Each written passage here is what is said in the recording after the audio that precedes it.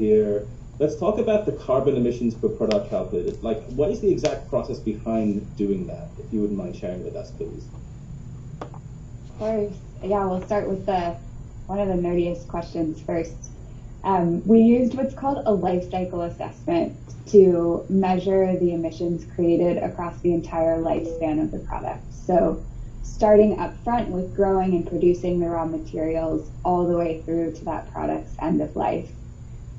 In practice, this means that we are both collecting and creating data with our suppliers, helping to understand not just what the shoe's made of, but what materials are included, how much each of those pieces weigh, and what kind of energy is used to make the shoe as well. And so we're putting that all into an Excel spreadsheet and spitting out this carbon footprint number, which of course is 2.94. That's amazing. That number, by the way, it should be tattooed on all of your wrists, I think, 2.94. It's an incredible number to hit. And so, Angela, let's turn to you. So, getting to that sub 3 kilogram carbon emissions footprint seemed to be like a really clear and prominent milestone. Like, why that number? Why not like sub 3 or sub 4? Like, where did you come up with that number in the first place?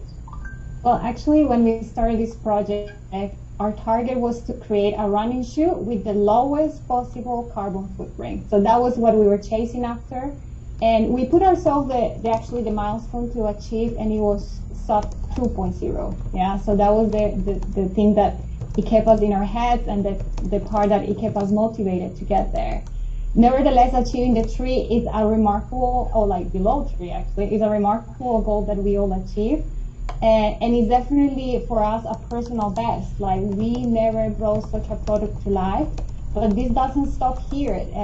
Our ultimate goal is definitely to reach 0 carbon emissions on products at some point. So this is just like the first milestone of a long journey, and yeah, we're just very proud of, and we're happy to celebrate this. Yeah, it's like nobody ran a 4-minute mile the first time they set out to do it, right? And you got to get up to it as well. And then Hannah, go back to you for a second. Is that 2.94 also considering supply chains as well? Is that how you guys calculate all of these things? Exactly, and I think that's what really makes it so impressive, is that we took what's called a cradle to grave methodology. So just like what it sounds like, from the very beginning through the very end, there are 5 main categories included in the carbon footprint, which are shoemaking, packaging, transportation, use, and end of life. And all of that together adds to the 2.94 because we paid attention throughout the supply chain. We not just chose materials and processes to make the shoe that were low carbon, but we also used renewable energy to produce it. We shipped it to customers with biofuels on the ship. And so we really took into account every last lever that we had, down to the fact that we had to handwrite the number on the shoe because we were working on everything up until the last minute, and encompassing not just production, but all the way through the life cycle. That's super cool. So it's like scope 1, 2, 3 emissions, like all the way through. You guys looked at every single aspect of them. That's amazing. Exactly. Let's talk to the designers right now, because it's a super cool looking shoe as well. So Florence and Jamie, from an aesthetic point of view, did you try to make an Adidas shoe, an Allbirds shoe, or something in between? Maybe Florence, dive in first, and let's go to Jamie. Yeah, that's a good question. Our goal was really focused on the carbon footprint and reducing it as much as possible. So all the design decisions were driven by that goal. And we also noticed along the process that some of the way when we reduce performance elements on the shoe, or we take it to a minimum, and also some execution that Allbirds is doing, they already make sense, and they actually merge very harmoniously together. So we have minimalistic elements like the embroidery support part and the eye stays, for example, that really merge the knowledge from both brands in equal measures.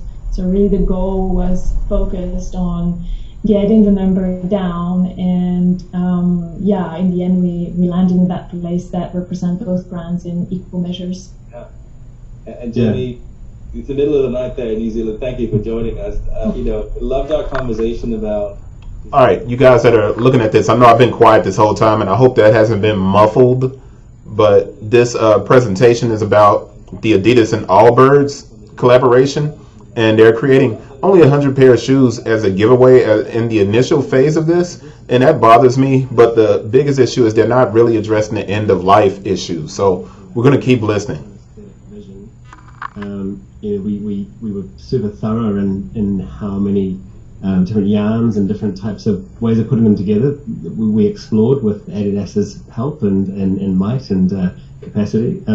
But I think I look at the product here, I have it sitting in front of me, and it's just, I think, aesthetically a wonderful infusion of the knowledge of both companies. You see the sort of material infusion of Allbirds, you see the performance knowledge of Adidas, and it sort of manifests in this product that, like I said, is a wonderful meeting of the minds aesthetically and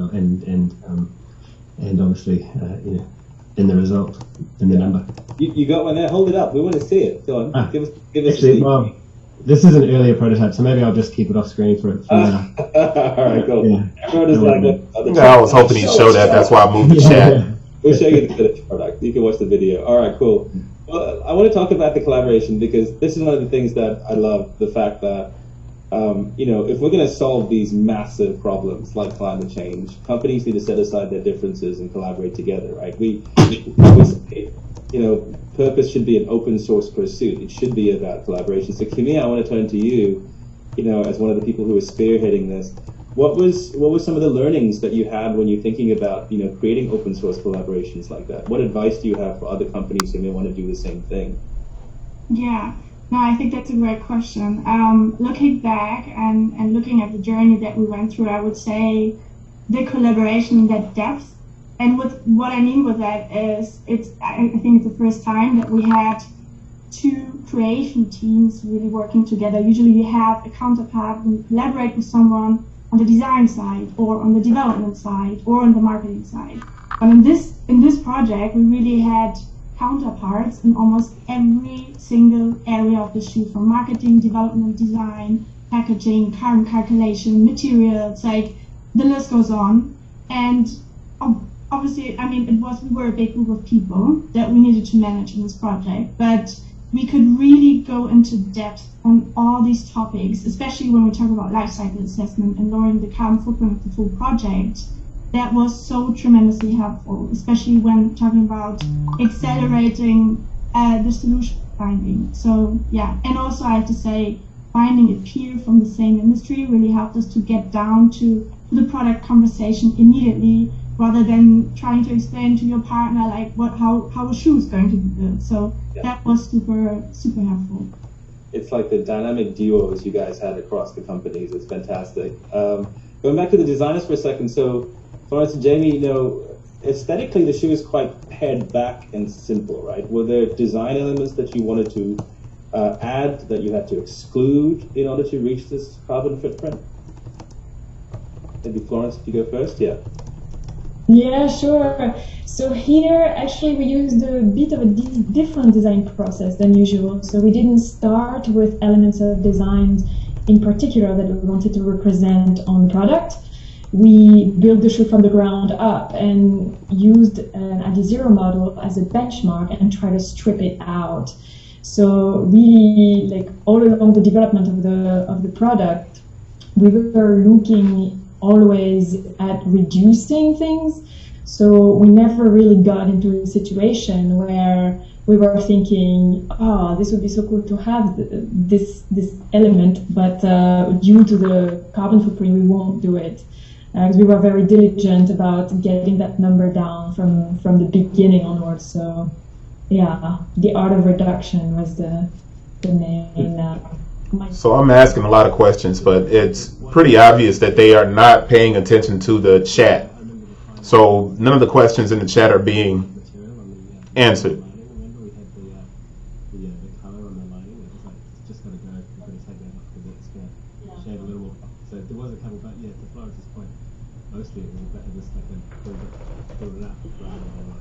Start with something and it's compromised. it is also a performance shoe, right? So this is a shoe built to perform and built to be durable as well. They're answering How the do you performance balance that question now. durability versus the low carbon footprint? Jamie, maybe starting with you first.